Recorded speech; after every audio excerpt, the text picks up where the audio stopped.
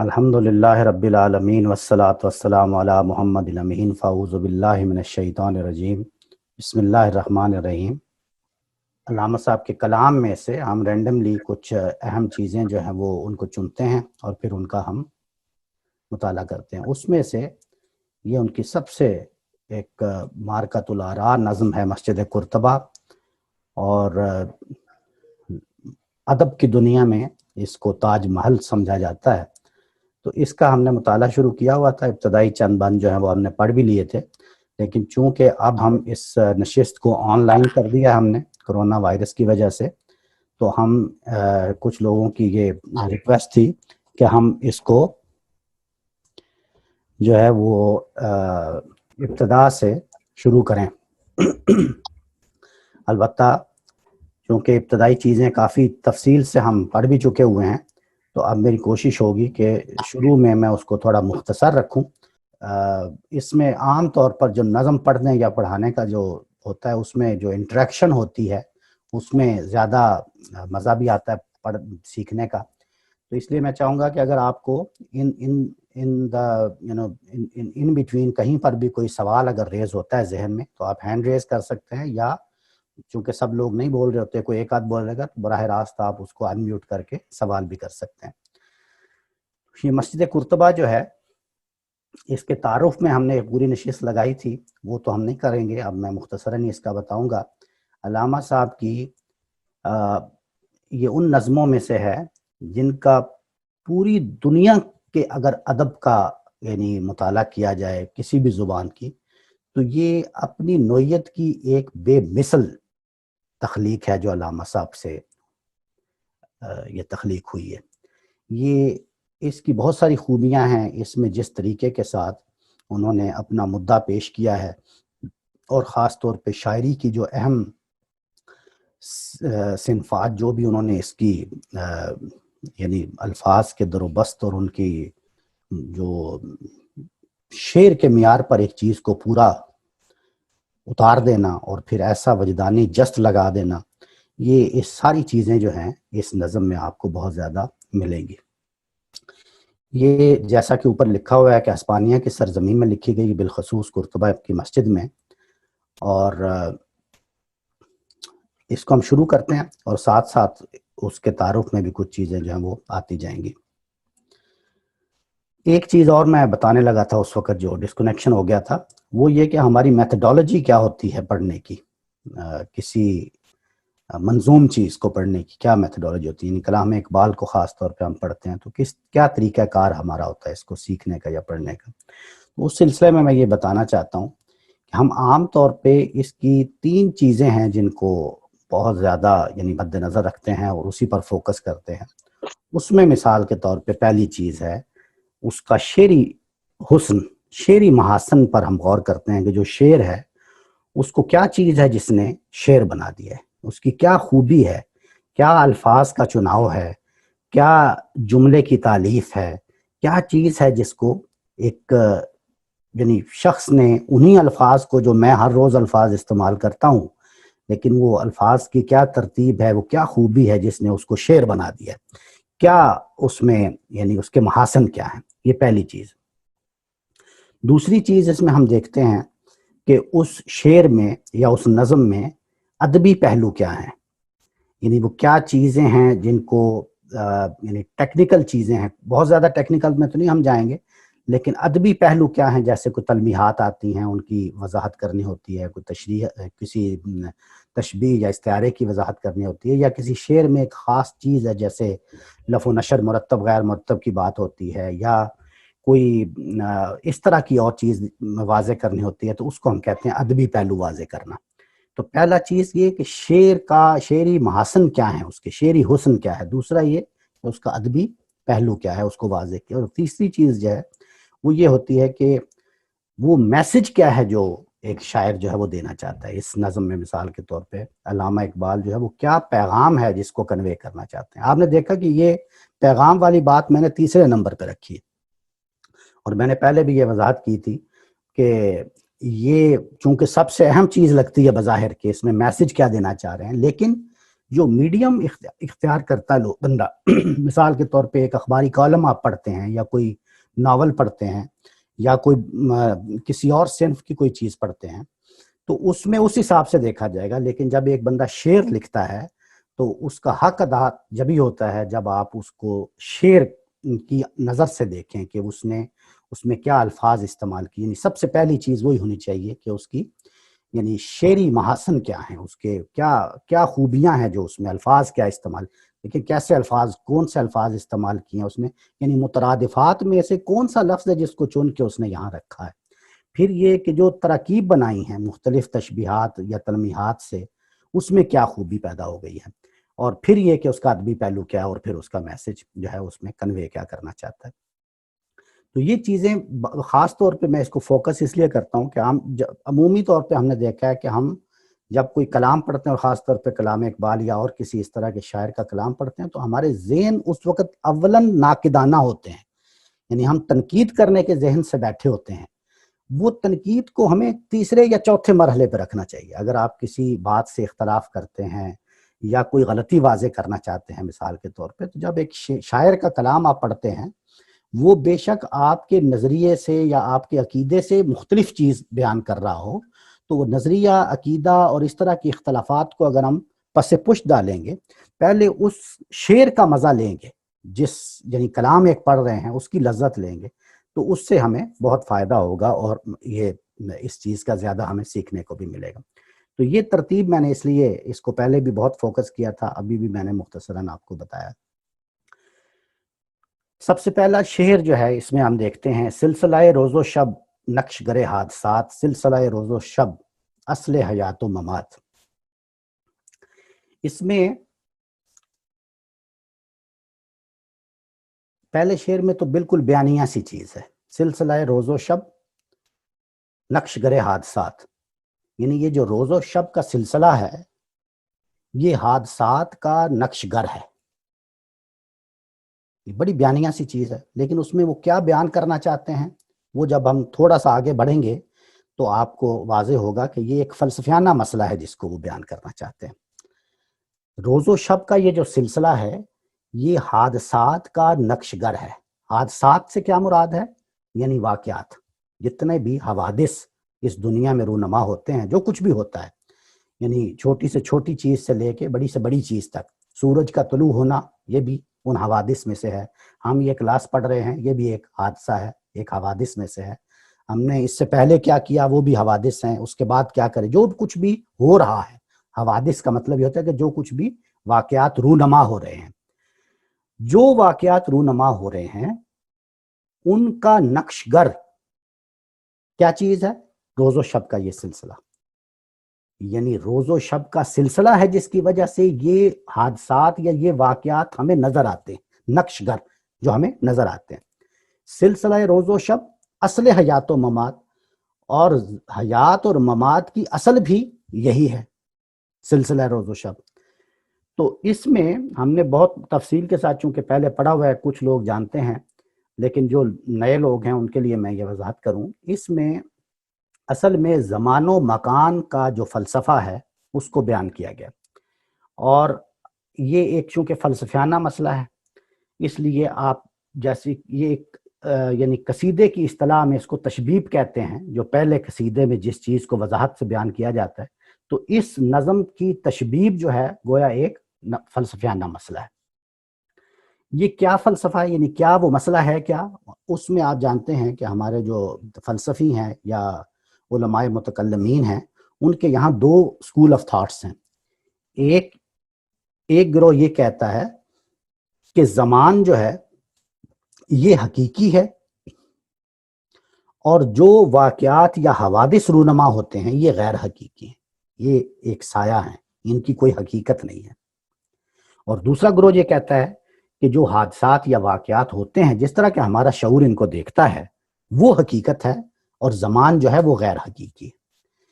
اس کی مثال اگر میں ایک دوں تو پہلے بھی یہی مثال میں نے دی تھی کہ ایک فلم کا فیتہ ہے جو چلتا ہے اور آپ اپنی جگہ پہ ساکن ہیں، اس فلم کے فیتے کے اوپر سب واقعات، سب حوادث جو کچھ بھی ہو رہے ہیں اس دنیا میں وہ اس کے اوپر مرتسم ہیں، اور جب وہ فلم کا فیتا یا ریل آپ کے سامنے آ جاتا ہے تو وہ واقعہ رونما ہو جاتا ہے جو آپ کے سامنے آتا ہے.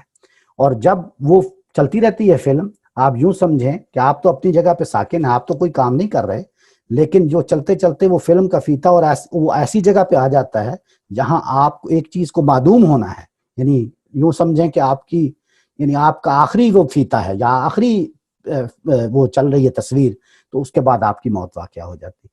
یعنی کہنے کا مطلب یہ ہے، اگر سادہ الفاظ میں اس کو سمجھائیں، کہ ایک ٹرین میں آپ بیٹھے ہوئے ہیں، اور ٹرین میں مثال کے طور پہ یہاں سے ٹورنٹو سے آپ بیٹھ کر کیلگری کی طرف جاتے ہیں، تو ایک تو یہ ہے کہ ٹرین چلتی ہے اور کیلگری پہنچتی ہے، کیلگری کے اسٹیشن پہ پہنچ جاتی ہے، اور دوسرا یہ کہ آپ اسی جگہ پہ بیٹھے ہوئے ہیں ٹرین میں، اور کیلگری کا اسٹیشن چل رہا ہے اور وہ آپ کے سامنے آ جاتا ہے. ایک صورت میں زمان حقیقی ہوگا اور دوسری صورت میں زمان غیر حقیقی ہوگا.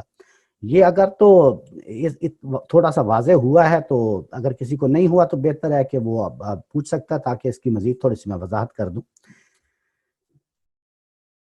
بہرحال اس میں علامہ اقبال کا یہ بہت زیادہ دلچسپی تھی اس مسئلے میں، یعنی زمان کے حقیقی ہونے میں یا نہ ہونے میں. یہ زمان کیا ہوتا ہے، یہ تو ہم نے ابھی 2 دن پہلے ایک نشست ہوئی تھی، اس میں تھوڑی سی وضاحت کی تھی میں نے، کہ جو فلسفے کا بنیادی علم ہے جس میں مادہ، حیات اور شعور 3 چیزیں ہیں، مادہ، حیات اور شعور. یہ جو حیات ہے جس کو ہم زندگی کہتے ہیں، یہ اصل میں یہ حیات انسان کی حیات اس سے مراد نہیں ہے، یعنی مادے کی حیات. جیسے مادہ ایک چیز سے دوسری چیز میں کنورٹ ہو جاتا ہے، تو اس کا یہ کنورٹ ہو جانا یہ حیات ہے اس کی، یہ اس کی حیات ہے. جیسے کوئلہ ہے، وہ لاکھوں سال پڑا رہے گا تو ہیرے میں بدل جائے گا. یہ کوئلے کا ہیرے میں بدل جانا، اس کو فلسفے کی اصطلاح میں حرکت کہتے ہیں. ایک تو حرکت یہ ہے نا، جیسے میں یہاں سے اٹھ کے وہاں گیا تو حرکت کی میں نے، یہ حرکت نہیں. یعنی ضروری نہیں ہے کہ ایک جگہ سے دوسری جگہ، کوئلہ وہیں پڑا ہوا ہے، وہاں پڑے پڑے وہ کیا بن گیا، وہ ہیرا بن گیا. تو اس کا ایک چیز سے دوسری چیز میں کنورٹ ہو جانا، اس کو کہتے ہیں حیات. اب یہ جو حیات ہوئی ہے، جب میں کہتا ہوں کہ ایک چیز سے دوسری چیز میں، ایک سے سٹارٹ ہو کے دوسرے تک پہنچنا، یہ جب ایک سے سٹارٹ ہو کے دوسرے تک پہنچنے کا عمل ہے، اس سے زمان جنم لیتا ہے. یعنی ایک وقت تھا جب وہ ایک چیز تھی، اور ایک دوسرا وقت تھا جب وہ ایک دوسری چیز بن گئی. یہاں سے زمان جو ہے وہ جنم لیتا ہے، اس سے یعنی زمان کا تصور پیدا ہوتا ہے یہاں سے. اسی طرح ایک جگہ پر ایک چیز ہے، اگر میں کہوں مثال کے طور پہ سورج یہاں تھا، اب سورج یہاں آ گیا، تو یہاں سے مکان کا تصور پیدا. یہ میں بالکل ابتدائی چیز بتا رہا ہوں فلسفے کی، بالکل ابتدائی چیز جہاں سے اس نے بالکل اس تصور نے جنم لی. تو زمان اور مکان کا تصور یہ ہے سادہ الفاظ میں. لیکن زمان اور مکان میں سے حقیقت کیا چیز ہے، کیا یہ حقیقی ہیں زمان و مکان یا غیر حقیقی ہیں، یہ مسئلہ فلسفے کا بڑا ہی پیچیدہ مسئلہ. اس میں علامہ صاحب کی بہت دلچسپی ہمیشہ سے رہی ہے، اپنے ان کے کلام میں جگہ جگہ پہ آپ یہ چیزیں دیکھیں گے. اور ہنری بگساں کا میں نے ذکر کیا تھا، فرینچ فلاسفر ہے، ان کے ساتھ ان کے کچھ گفتگو بھی رہی علامہ صاحب کی. اور یہاں تک کہ جب انہوں نے، ہنری بگساں نے اپنے مشہور مقالات لکھے تھے لادیوغے کے نام سے، یعنی نظریہ واقعیت زمان و مکان، تو اس سلسلے میں علامہ اقبال ان سے ملنے کے لیے بھی گئے تھے. تو یہاں پر وہ کیا چیز بتا رہے ہیں، وہ کہہ رہے ہیں کہ زمان ہے، اصل چیز زمان ہے. یہ جو واقعات رونما ہوتے ہیں یہ حقیقت میں نہیں ہے. اگر یہ حقیقت میں نہیں، جیسے میں بات کر رہا ہوں آپ سے، تو یہ ایک حوادث میں سے ایک واقعہ ہے نا، تو وہ کہتے ہیں کہ یہ حقیقت نہیں ہے. اگر حقیقت نہیں ہے تو کیا ہے، وہ کہتے ہیں کہ اصل حقیقت زمان ہے، زمان کی وجہ سے یہ نظر آتے ہیں. اگر مثال کے طور پہ سورج کو تھما دیا جائے اپنی جگہ پہ، زمانے کو روک دیا جائے، تو اس کا نتیجہ یہ نکلے گا کہ یہ جو شام کا کھانا ہم نے کھایا تھا وہ ہم نہیں کھائیں گے. یعنی زمان چل رہا ہے، اس کے نتیجے میں عمل ہو رہا ہے، اس کے نتیجے میں حوادث جو ہیں وہ نونما ہو رہے ہیں. آگے بڑھتے ہیں، ہو سکتا ہے اس کی مزید سمجھ آ جائے. سلسلہ روز و شب، اصل حیات و ممات، زندگی اور موت کی اصل جو ہے وہ یہ زمان ہے. یہاں پہ ایک اور چیز، اس کا تھوڑا سا ادبی پہلو میں واضح کر دوں. پہلے تو آپ نے یہ شعر دیکھا کہ اس خوبصورتی سے انہوں نے لکھا، سلسلہ روز و شب نقش گر حادثات، सिलसिला रोज़ व शब असल हयात व ममात। इसमें आप देखें ऊपर का जो मिसरा है वो नक्शगर हादसात, यानी हादसात का नक्शगर है, और अगले मिसरे में क्या बताया, असल हयात व ममात। इसमें आप अगर गौर करें तो ये है कि एक तामीम थी हादसात में, एक जनरलाइज करके बात की, यानी नक्शगर हादसा जितने भी वाकयात रूनुमा होते हैं ये एक तामीम है, और हयातो ममात कह के उसकी तखसीस कर दी, उसको मेरे साथ जोड़ दिया। इसको कहते हैं तामीम से तखसीस करना, और ये आम तौर पे अदब में इसलिए किया जाता है कि तामीम जो है वो बसा औकात यानी जहन के इर्तकाज को मजरू करती है, उसकी अगर तखसीस कर देंगे तो उसका बराह रास्त फोकस उस बात पे चला जाएगा।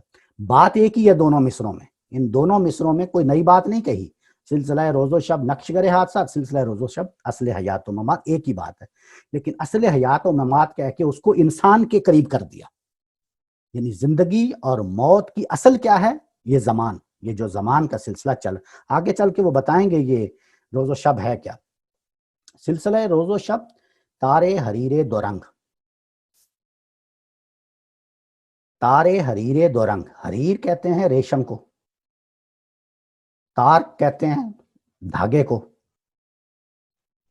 दो रंग यानी जिसके दो रंग हैं, रेशम का वो धागा जिसके दो रंग हैं। सिलसिला रोज़ो शब तारे हरीरे दो रंग। अब इस शेर में एक और फलसफे का मौजू शुरू हो गया। ऊपर वाले में क्या था, यानी वाकईयत ज़मान व मकान, ज़मान और मकान में से हकीकत क्या है, हकीकत वाकईयत ज़मान व मकान, पहला वो था, उसको आपने किसी हद तक समझ लिया। और अगर आखिर में आप सवालात करेंगे, जो कि मैं चाहूँगा कि अगर किसी का है कोई इश्काल तो ज़रूर उस पर बात हो, तो पहला फलसफे का मसला वो था। अब यहाँ पे एक नई चीज़ उन्होंने बयान कर दी, सिलसिला रोज़ो शब तारे हरीरे दो रंग, यानी रेशम का धागा जिसके दो रंग हैं। ठीक है, ये तो बयानिया चीज होगी। आगे देखें क्या कह रहे हैं, कह रहे हैं जिससे बनाती है जात अपनी कबाए सिफात। जात क्या है, कोई साहब बताएंगे अनम्यूट करके।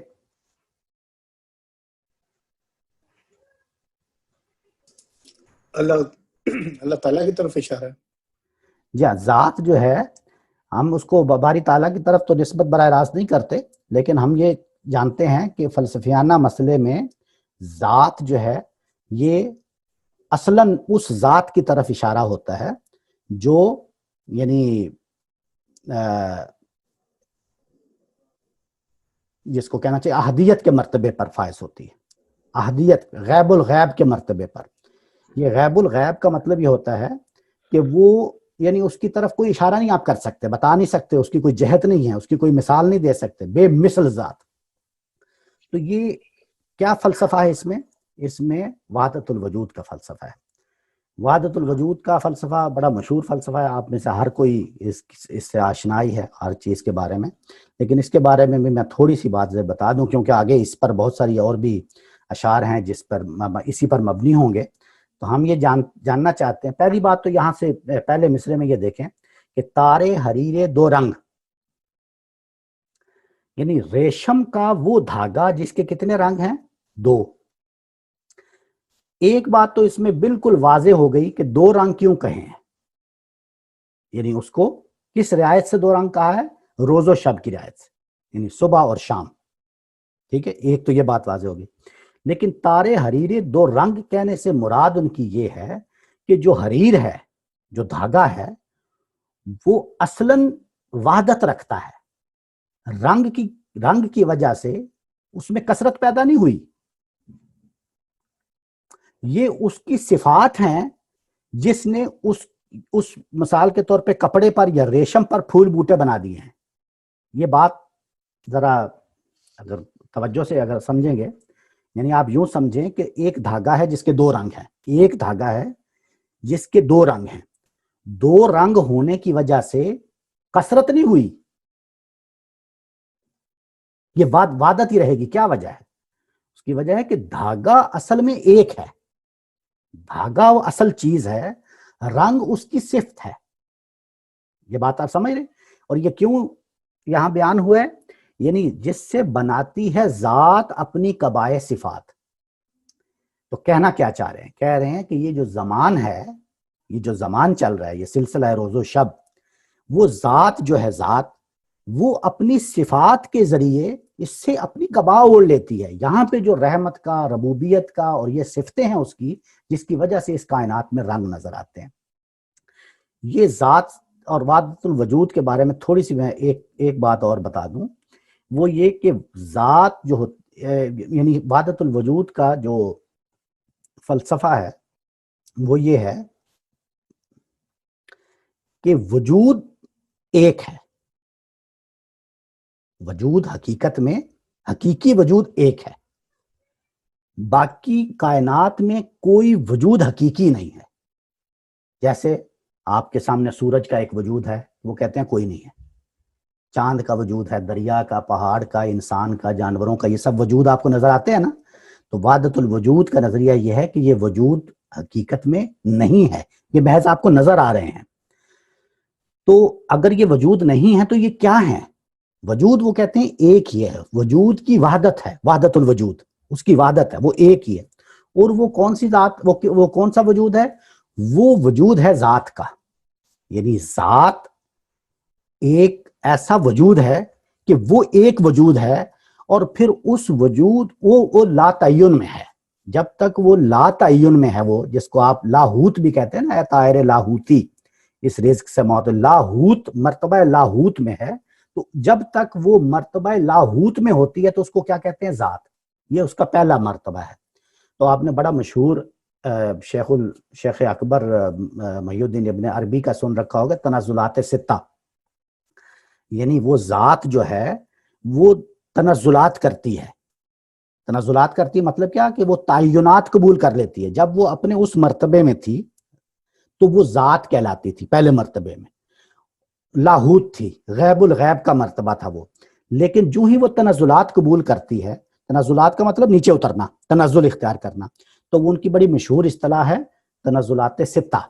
یعنی 6 منازل ہیں جن سے وہ ذات وہ نیچے اترے گی تنزلات میں، اور 7ویں مرتبے پر یہ کائنات جو آپ کو نظر آتی ہے پوری، جس میں انسان بھی ہیں اور یہ ساری چرند پرند اور پہاڑ اور دریا اور سورج اور جتنی بھی کائنات نظر آتی ہے، یہ وہ ذات ہے جس نے تنزلات کے ذریعے سے تعینات قبول کیے، اور وہ تعینات قبول کرنے کی وجہ سے یہ کائنات کی صورت میں آپ کے سامنے آتی ہے. یہ ہے وحدت الوجود کا پورے کا پورا. اور وہ تنزلات کون سے ہیں؟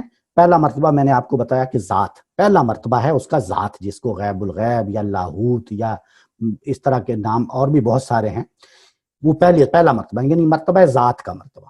دوسرا مرتبہ ہے علم اجمالی کا مرتبہ. علم اجمالی کا کیا مطلب ہے؟ کیوں اس کو کہتے ہیں؟ اس لیے کہ جو پہلا مرتبہ تھا نا ذات کا، اس میں آپ کوئی چیز پر اشارہ نہیں رکھ سکتے کہ وہ کیا ہے. یعنی ذات جو ہے اس کے اوپر کیا ہے، یا اس کی شکل کیسی ہے، یا اس کی حیت کیا ہے، کچھ نہیں کہہ سکتے. اور علم اجمالی کا مطلب یہ ہے کہ اب وہ تھوڑی سی علم میں آنا شروع ہو گئی، اب تنزل کر کے علم اور لیکن ہے اجمالی، ہے اجمالی علم میں، لیکن آنا یہ دوسرا مرتبہ ہے علم اجمالی کا. اسی کو کچھ صوفیہ حقیقت محمدی کا مرتبہ بھی کہتے ہیں، لیکن وہ ہمارا ٹاپک نہیں ہے فی الحال. تو اس کے بعد علم اجمالی کے بعد جو اگلا مرتبہ ہے وہ ہے عیان ثابتہ. عیان ثابتہ جو ہے، عیان عین کی جمع ہے. عین کا مطلب ہوتا ہے جیسے ہم کہتے ہیں نا ایگزیکٹ، جیسے ہم کہتے ہیں عین. عین جیسے آپ یوں سمجھیں کہ شیشہ ہے آپ کے سامنے ایک، اور ادھر آپ کھڑے ہیں، جیسے ادھر شراز صاحب کھڑے ہیں اور سامنے شیشہ ہے، اور شیشے کی طرف اشارہ کر کے اگر میں پوچھوں کہ یہ کون ہے تو آپ کہیں گے یہ شراز صاحب. حالانکہ شراز صاحب تو نہیں ہیں، وہ شراز صاحب تو دوسری طرف کھڑے ہیں. تو وہ جو آپ یہ محض میں نے ایک مثال کے لیے آپ کو سمجھایا کہ وہ عین ہے. عین کی جمع ہے آیان. اس کو کہتے ہیں آیان ثابتہ. ثابتہ، آیان ثابتہ، کہ ایک جیسے انسان ہے نا، تو انسان کی ایک حقیقت ہے، ایک اس کا عین ہے. یہ عین وجود میں آ جاتا ہے اس مرتبے میں. یعنی انسان تو یہاں آپ کے سامنے ہے نا، انسان دنیا میں، لیکن اس کا عین جو ہے وہ وہاں اس مرتبے میں وجود میں آ جائے گا، اور وہ اس وقت کوئی عوارض قبول نہیں کرے گا. یعنی بالکل اس کا عین ہے. انسان نہیں ہے وہ، اس کا عین ہے. جیسے ابھی میں نے ایک مثال دی آپ کو کہ شیراز صاحب شیشے کے سامنے کھڑے ہیں تو شیراز صاحب کا عین ہے، وہ عین عکس ہے سامنے. اسی طرح وہ عیان ثابتہ کا.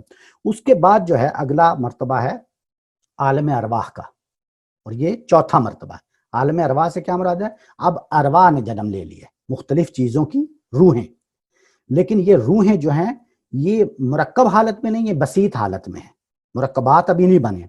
عالم ارواح کے بعد کا مرتبہ ہے پانچواں مرتبہ عالم امثال کا. عالم مثال جو ہے، یہ آپ نے مشہور ڈائلاگز جو سنے افلاطون کے، اس میں بھی وہ عالم امثال کا بیان کرتا ہے نا، جس سے پھر یہ آئیڈیلزم یا مثالیت پسند، وہ تو ایک دوسری بحث ہے کہ وہ مادہ اور حیات اور شعور میں اصل کیا ہے، شعور ہے، اور یہ عکس نظر آتا ہے. لیکن اس گمبھیر بحث میں نہیں پڑھنا چاہتا، میں آگے بڑھنا چاہتا ہوں. میں مختصراً صرف یہ آپ کو وحدت الوجود کے یہ تنزلات بتا کے آگے بڑھنا چاہتا ہوں کہ یہ پانچواں مرتبہ ہے، اس کو کہتے ہیں عالم امثال. اس میں کیا ہے، یعنی ارواح کے بعد اب چیزیں مرکب ہونا شروع ہو گئی ہیں. اب چیزیں مرکب ابھی بھی عوارض قبول نہیں کیے لیکن مرکب ہو گئی ہیں. اور آخری جو ہے اس کو کہتے ہیں عالم اجسام. اب جسم وجود میں آنا شروع ہو گئے، یعنی ایک جسم بن گیا، اب انسان بن گیا، یہ حیوان بن گیا، یہ پہاڑ بن گیا، وغیرہ وغیرہ. تو چیزیں کس طرح وجود میں آتی ہیں؟ تو یہ چیزیں ساری کہاں سے وجود میں آئی ہیں؟ ذات سے. ذات نے مرتبہ لا تعین سے، مرتبہ لاہوت سے تنزلات قبول کیے، اور یہ تنزلات قبول کرتی کرتی اب وہ یعنی تعینات قبول کر لیے اور اس کائنات کی شکل میں ہمارے سامنے آ گئی. یہ وہ وحدت الوجود کا سلسلہ. تو وہ کہتا ہے، علامہ صاحب فرماتے ہیں کہ یہ جو اب کائنات ہمیں نظر آ رہی ہے، ہمیں انسان نظر آ رہا ہے، ہمیں پہاڑ، سورج، چاند، دریا اور یہ سب کائنات نظر کیوں آ رہی ہے؟ روز و شب کے سلسلے کی وجہ سے. وہ جو زمان کا سلسلہ چل رہا ہے اس وجہ سے ہمیں وہ نظر آتی. کیوں؟ ذات کی صفات ہیں، صفات کی قبا اوڑھ لی انہوں نے، ذات نے، اور اس صفات کی قبا کی وجہ سے ہمیں وہ نظر آ رہی ہے. اور اس کا سبب کیا ہے؟ سلسلہ روز و شب.